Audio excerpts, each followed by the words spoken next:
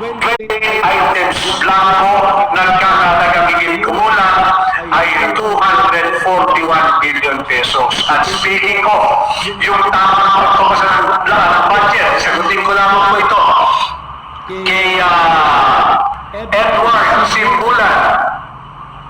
Ano yung sabi ni Edward? Bilis ha. Ay, message mo ni Edward. Paano ba yung kahit? Ano ba ba ito? Okay, alam ko na. Ay, kailangan ba ako na?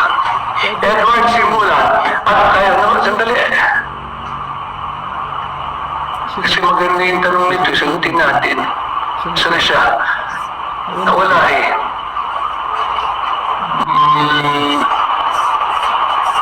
Okay. Yan, alam ko na. Marunong na ako mag-scroll down. Pasensya na kayo. Bagamat tayo po'y kaya nating magpaliwanag.